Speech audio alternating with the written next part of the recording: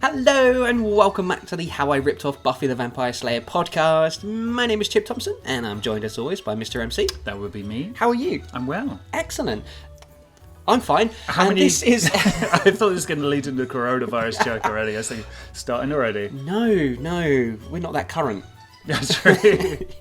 This is episode 17, MC. This is Captured, part 1. What happened last time? Well, it was the second episode of Phobic, where some of the gang faced their fears. Well, they all did. Not all the gang. All the gang. Not all the gang. All the gang faced their fears. It's Chip had to deal with his fear of heroically sacrificing himself all over again, because he thinks about it every day. Tifa had to deal with her fear of having to think. And words. Yeah. Yeah. But yeah, it was kind of the end of this mini arc we've had in season 3 of like the Nightmare World, Portal World kind of thing. And all the gang managed to get home. They did indeed. And I guess the big thing is that, well, there's two big things actually that I can think of from last episode. Firstly, MC's got a second hand. He does. I mean, I think that's mainly for continuity, so I stop forgetting that he doesn't have a hand. And also, Shin-no-Khan has announced that he knows the reason that Chip, who heroically sacrificed himself at the end of season 2, is back. Yes, lucky us. Because there was a whole thing about whether it was going to be good for good or evil. I just had really... Do you think there's a parallel between MC's hand being back and Chip being back? They're like two parts of the same whole. Maybe Chip is going to be good, but MC's hand is evil. Ooh. And MC's hand will try and end the world. And it speaks like a little hand puppet thing. I got to kill you guys. I got to summon the one. Maybe because obviously Lee's gone evil, Jack went evil, Chip has gone evil. But so MC's only... Yeah, I was like, I don't want to retread the third season in a row. I don't want another evil ninja. I know, evil hand ninja. Also means you can rip off the Evil Dead as well, so that's another thing to rip off. One of my favourite things to rip off in this show. Yeah. Well, let's find out, MC, because I'm also confused as to why it's called Captured. So let's find out. This is Captured, part 1. Previously on Tomorrow Gason. Tifa, Jay, Louise, Shin-no-Khan, MC and Chip, you all have something to worry about because the Tokyo police force are not quite what they seem. Good night. The phone clicked as Chief Inspector Hirato hung up. Yes, you're very scary, Hirato said sarcastically. But it's true. Even the mighty ninjas at the Ku Claw and the 2 human women can't stop the coming forces. Shin-no-Khan, he knows a lot about you. Oh, rest assured, he won't be a factor soon. What do you want to say? MC asked.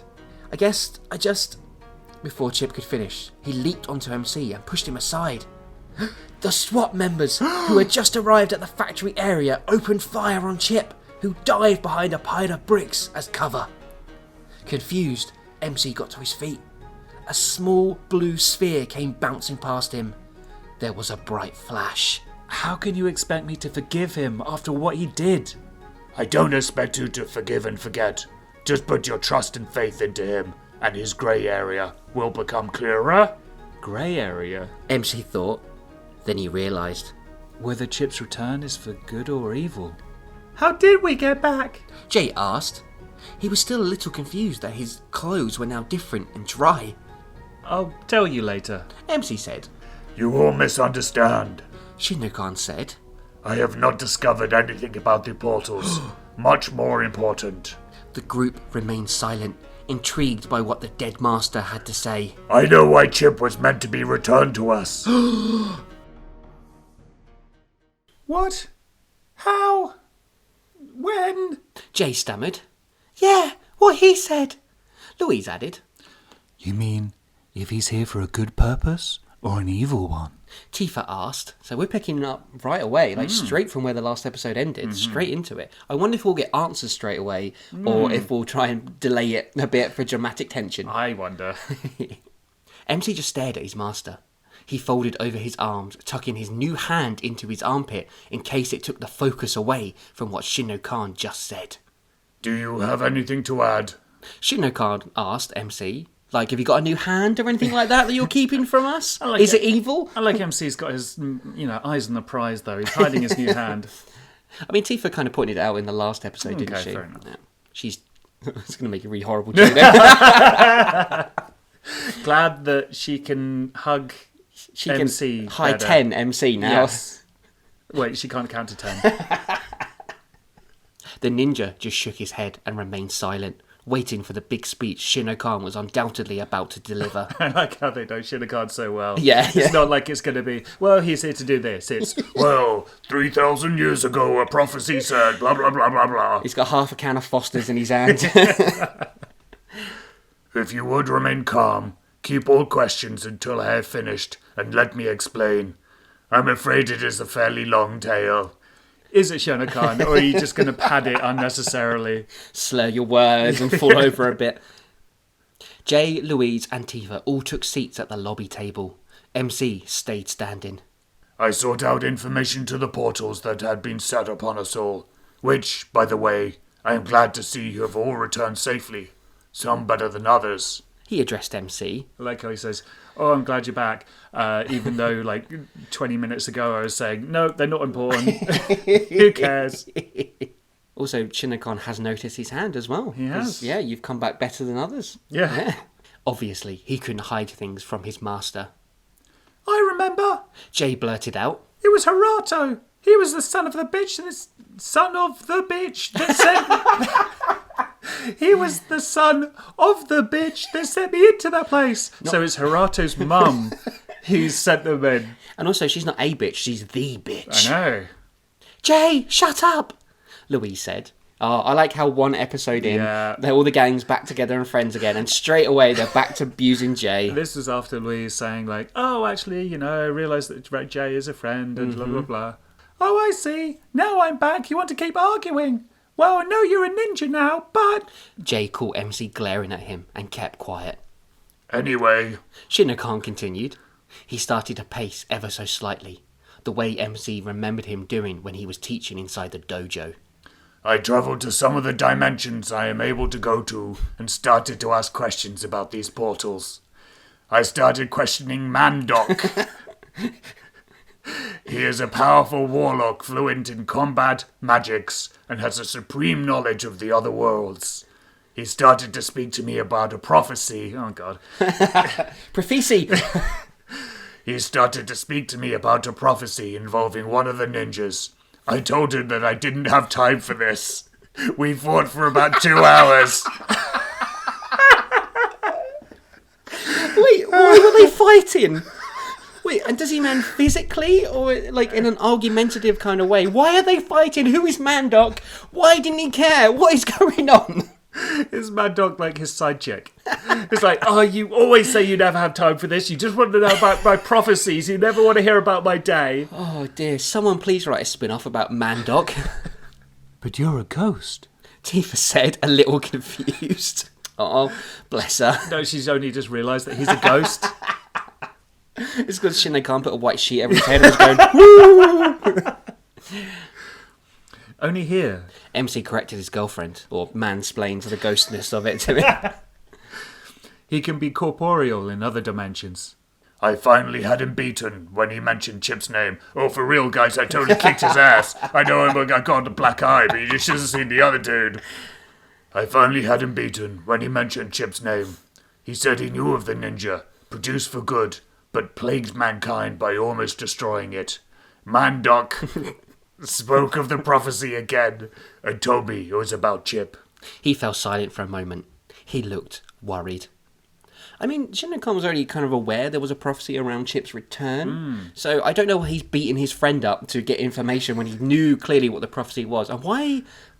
I mean, people in other dimensions are so weird. They like, are. you know, the higher beings, or whatever we call them, the elders, they didn't want to chat about anything. You know, they were very vague. Yeah. And now Mandoc is like, yeah, I could tell you, but I'm not gonna. Well, no, actually, because Mandoc is saying that he was starting to speak to Shin-no-Khan about a prophecy, but Shin-no-Khan said he didn't have time for this. So this is kind of the opposite.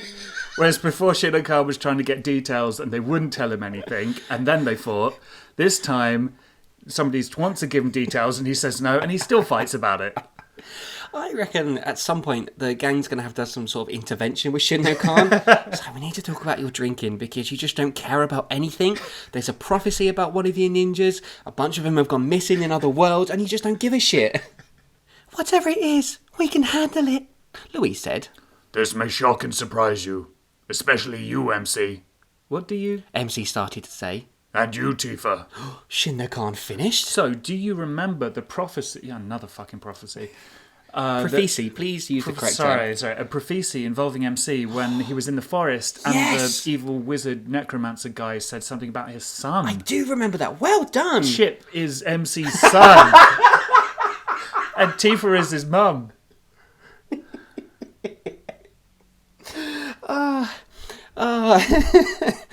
Oh, son of the bitch. MC looked towards her and she stared back.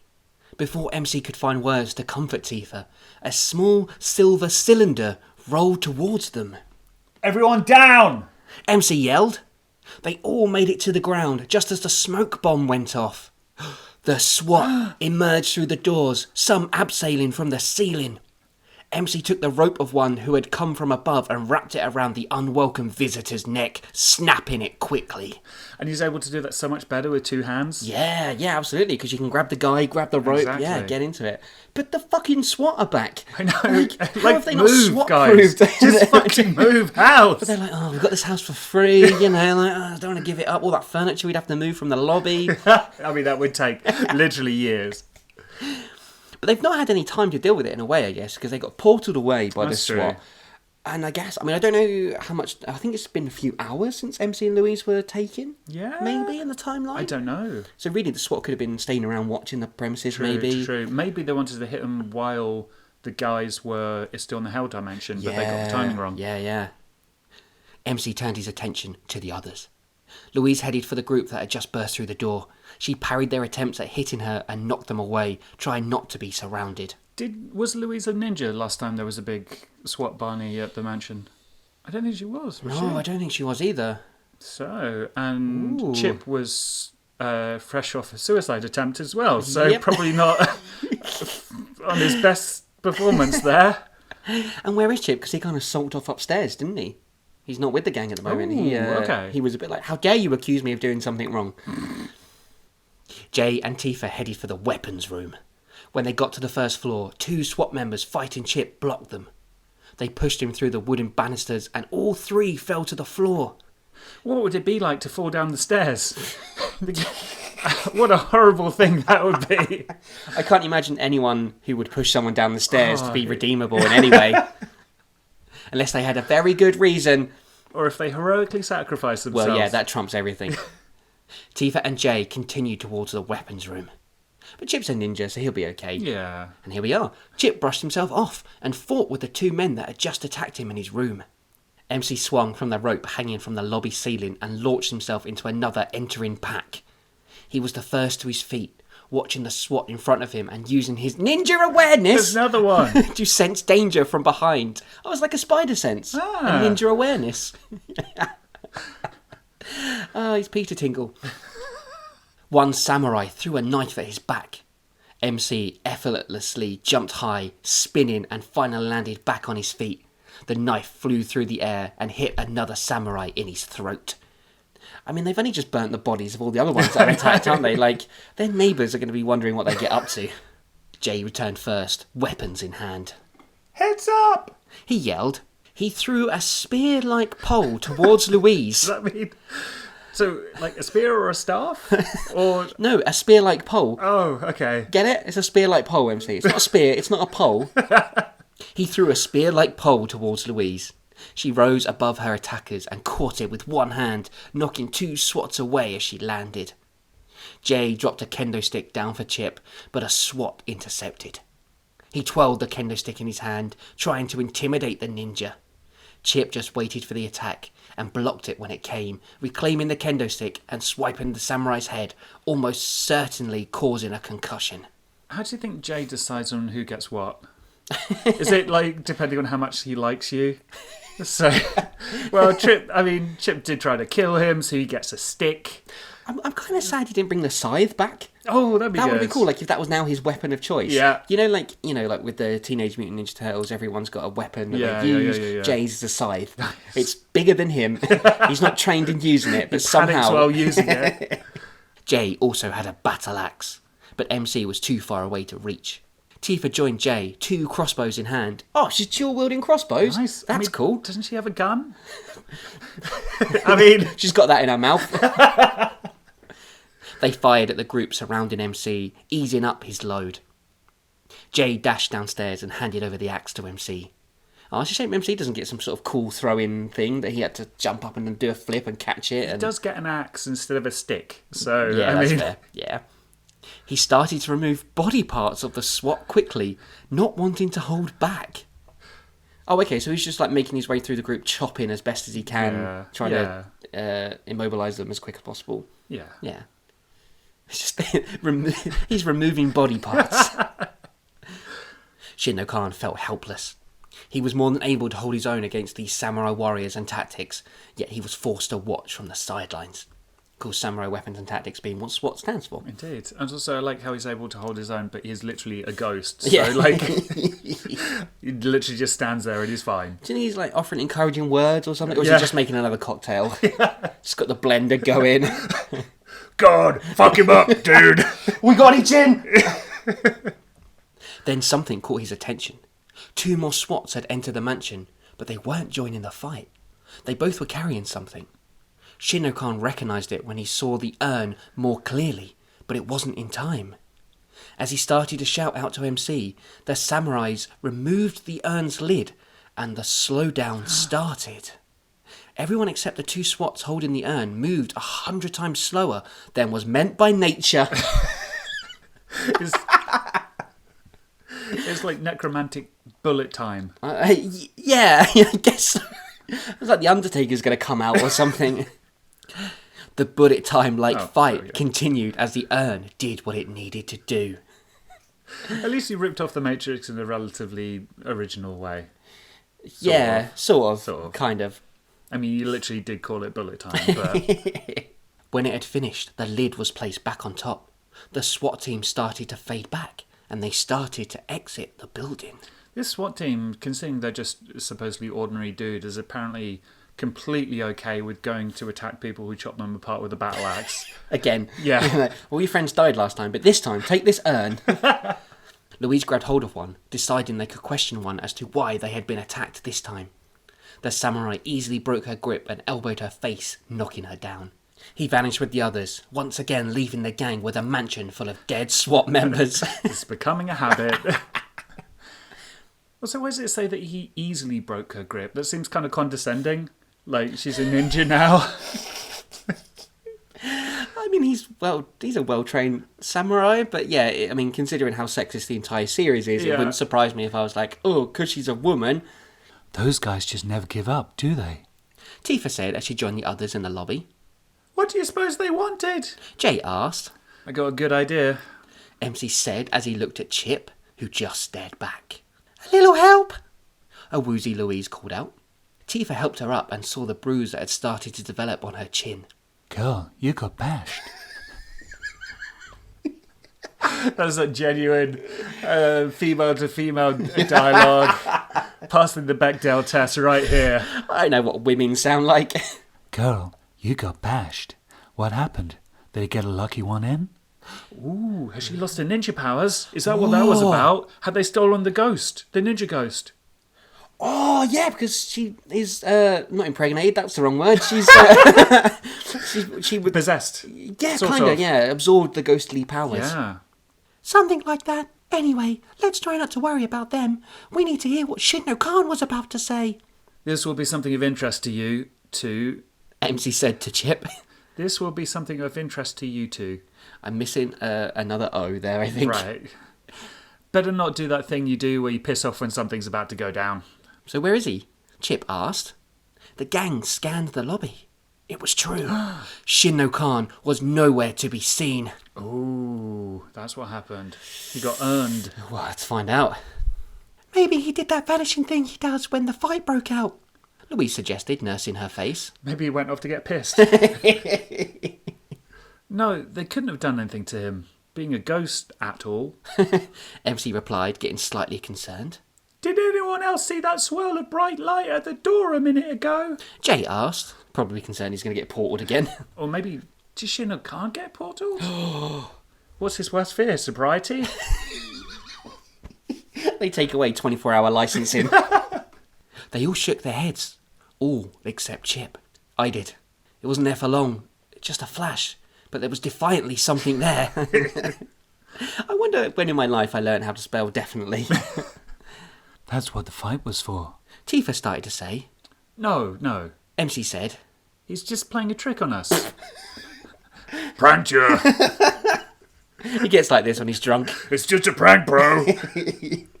I like to think he's actually hiding behind a curtain, but like you can see his outline in it. No. MC said. He's just playing a trick on us. Shin-no-Khan, this isn't funny anymore. It was a distraction. They took him. A shocked Louise said. No, they didn't. The light must have been him. Jay suggested. MC started to throw the cupboards and shelves to the floor. He's always taking out his anger on the lobby furniture. There's just too much of it! They didn't take him. He said again. Chip grabbed hold of MC and held him up against the wall, pinning his hands against his side so he couldn't escape. Bit sexy. Shin-no-Khan is gone, he said. The SWAT team must have figured out a way to take his essence. Sounds sexual. Let go of me, MC said menacingly. Chip let go and MC brushed straight past him. He was anxious. Tifa had never seen him like this before. Also, I feel like this has become a trait of season 3. Is there's a lot of like grabbing people and pinning them up against the wall to make a dramatic point. Just listen to me, Mum. I don't want chips for dinner. What did he mean? About the prophecy about Chip surprising me? What? Was that what it was? Like, he's going to get you a birthday cake. There's a prophecy about me? Chip asked. Great, because they always go well. That's why Shin-no-Khan was here. He knows why you came back. Louise informed him. Her speech was slightly slurred because of the purple mark on her face. Why would they take him? Jay said more to himself than anyone else. I mean, he was about as harmless as something that was harmless. Being a ghost and all. But he was more than that. Tifa corrected. He was the man who guided the ninjas, made them who they are. He was more like a father to them, and ghost or not, he was still an influence. I mean, kind of a bad one. Well, I was going to say, with his success rate, it'd be better if they had, if they duplicated him. Yeah, made 7 copies of him or something like that. But I guess what we're going for here is, it doesn't look like he's been portaled in because they use those door demons with the blue spheres to portal people. This was some sort of urn. Yeah. So Bullet maybe... time, ghost capturing urn. You're ripping off Ghostbusters and The Matrix. Oh, yeah, definitely. So you can kind of see Geraldo just loves messing with them, doesn't he? Like, he's like, you go away to a portal world for a bit, we're going to attack you for a little bit, oh, we're going to steal your father figure for a little bit. Still a threat. Chip said so quietly that no one else heard him. MC picked up the axe. It's simple then. We know who took him and where they're going to take him. All we've got to do is go and get him back. He started to head for the door before Jay, Louise and Tifa all stood in front of him. That's crazy, Louise stated. Dude, that's a bad idea. Jay offered. MC pushed his way past his 2 friends, but fell upon another obstacle, Tifa. That's what he thinks about her in their relationship. She's an obstacle. Going into a place where they're probably expecting you is a bad idea, full stop. But crashing into a police station in front of hundreds of cops, all of which are carrying, is the mother of all bad ideas. Tifa slowly moved her hand to touch MC's new one. There's a better way, and we'll find it. I think I know someone who might help, Chip said, coming out of a thought. It's just coming out of thought. Oh, coming out of thought. I think he meant thought mode. Thought mode, definitely, yeah. So yeah, I mean, clearly the SWAT's intention this time was to snatch and grab Shin-no-Khan. Yeah, I guess Yeah. they're just trying kidnapping people one by one until they hit the right one.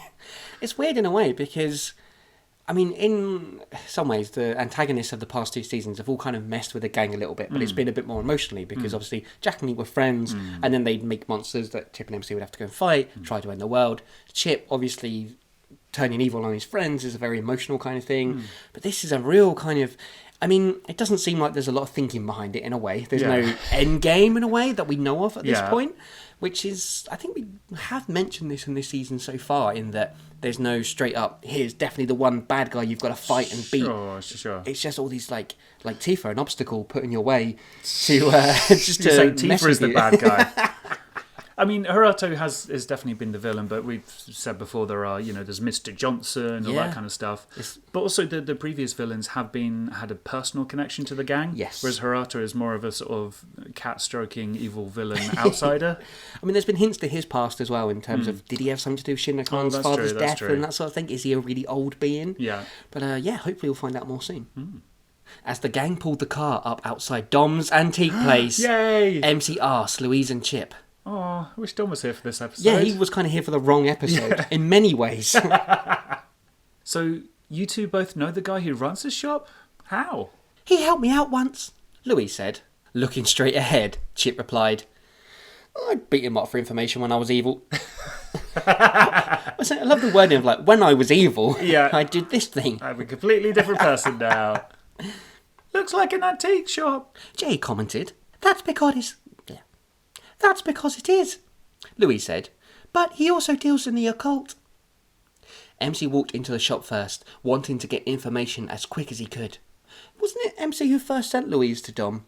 Yeah, sounds familiar. So, but now he's all like, I don't know who the dude is. What's going on? Where are we? What's happening?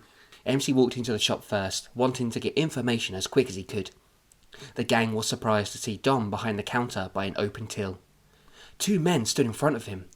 They were dressed all in black, complete with balaclavas. One held a baseball bat tightly and turned to face the door. The man who was holding a shotgun kept his focus on Dom. And he's getting robbed. Getting robbed? Yeah. Tokyo's getting rough. Well, Dom's antique shop is almost as bad as the mansion at this point. So much shit goes down there. Also, who are these people robbing an antique shop? I mean, antiques can be valuable. It's like when David Dickinson falls on hard times. The guy with the bat swung at MC, who ducked underneath and went into a forward roll. The thief followed MC round, but before he could get another swing off, Chip grabbed him by the throat and launched him through the shop's window. It smashed into 1,000 pieces as the first robber went head first through it. Chip's just like, he's been back in that shop for 2 seconds, and already... Then he grabs a priceless Ming vase, hits the other robber with it, and then blows it up. The second, still holding a shotgun, yelled in Japanese. Hands up! Jay sprung his hands in the air while Chip, Louise and Tifa remained still. MC stood in front of the guy. He went to fire, but as he did, MC let out a kick, catching the gun's barrel, sending it back into the thief's neck. His brain matter and blood covered one wall of Dom's shop. Holy shit. It's like... Wow, okay. I mean, there was a point where I was like, oh, Chip's throwing a guy through a window head first. That's a bit much. Yeah. I don't know if MC did that on purpose, or if it's like, oh, whoops. I feel like he's trying to end the fight quickly. I mean, the guy was going to shoot him, so he kicked the gun away, fair enough. Yeah, but, I mean, I feel like he's very controlled and he's kicked it back into his neck as he's shot to kill him. Yeah. Holy shit, MC. Are you sure he's not evil this season because of this? He let a rapist go. True. Oh my God, he killed an endangered species and a giant shark. And he sold the fin on the black market. He's brought it to the antique shop to sell. Louise picked up a bag full of money and carried it back to Dom. This yours? Not all of it, but thanks, he said as he relieved Louise of the money and started to place it back into the till. Very calm, for his shop window's been smashed and there's brain matter all over his, priceless items. This place doesn't seem like the usual place a heist would take place. Tifa said. Place. Tifa said. She's a cop. She only knows one word. She's forgotten all other words of the English language. She just... Place. What's that, Tifa? Place. That little boy is stuck down the well. This place doesn't seem like the usual place a heist would take place. Tifa said. What do you suppose they are after? No idea. I deal in the occult. It's no telling what they may have been after, or even who they might have been working for, come to think of it. I'm glad the listeners have now heard my impression of Dom and Dom's voice so they can see how accurate it really is. You might find it difficult to tell them apart, but Dom isn't actually in this episode. Well, at least there's one suspect alive to tell the tale. Speaking of which, do you know how hard blood is to clean? Dom said as he stepped out from behind the counter. He went over to examine the window too. That was triple glazing. Very expensive to replace. Who threw that guy out? Me, Chip said. I'm not sure if that was menacing or sort of a bit sheepish. Somewhere in the middle. Dom just stared at Chip. He remembered who the ninja was and what he did the last time he was at the shop. I mean, of course he fucking remembers. It's not that you're going to forget. It didn't hit him so hard he gave him amnesia. Oh, it's you again. You didn't say you knew this guy, Dom said to Louise. Yeah, well, small world, isn't it? She replied. Not the most comforting of things. Yeah, well, get over it, pussy. Dom approached Chip with caution, moving slowly towards him. I want you to know that I haven't forgotten what you did to me that day, and I also want you to know I've learnt some new skills since then. Dom let out a loud shriek and threw a chop to Chip's windpipe. It was easily blocked. Dom tried again, this time throwing a punch towards Chip's midsection. This time, Chip caught Dom's first, twisted him around and wrapped his own forearm around Dom's neck. He loves doing this. He loves holding people by the neck up against walls. It's his whole thing at the moment. Why don't they trust him yet? Enough of this, MC said with more than a little anger in his voice. Chip released Dom and said, Look, I would say I'm sorry for all those things I did to you, but I doubt it would make a difference now. I'm not the same person. I would apologise, but I'm not going to. You said that before as well. We're not too sure on that bit. Jay let slip. Dom raised the palm of his hand and moved them about in front of Chip's body as if he was trying to feel the heat from a fire. He's testing for evil. Like, there's some evil here, but less than last time. That's a tumour. An evil tumour. This is true, he said. You are different, and yet, somehow, you are the same? That's a little weird. Okay. Sure, right. Right, sure. What are you? Louise asked. I happen to be from a long line of wizards and magicians. I do not have a lot of power, but enough to get by. So, what can I do for you all? I'm guessing by the way you jumped in and saved my shop that you were not just passing by. I love the idea that he's from a long line of wizards and magicians, but I like to think of the wizards being sort of Harry Potter style magic ones and the magicians like stage magicians. So like his mum is throwing fireballs and his dad is like, pick a card, any card. Was that your card? When he said to Chip, I've learnt some new tricks, do you think he started pulling some hankies out of his sleeve? Earlier tonight, some members of the police force abducted our dead master. MC said calmly. I mean, I guess it's very normal to MC, isn't it? Yeah. Yeah. Believe it or not, I know what the so-called police force are like. Dom stated. Oh, that's interesting that Dom's in on something. He's had a run-in with them? Maybe. There was a flash of light. Tifa continued. Then the ghost was gone. Feels kind of degrading to refer to Shin-no-Khan as the ghost. Better than the drunk. So, this ghost that you people know, he was there 1 minute, but gone the next, you say. Definitely sounds like they use some kind of trapping device designed to capture such entities. Is there anything else you could tell me?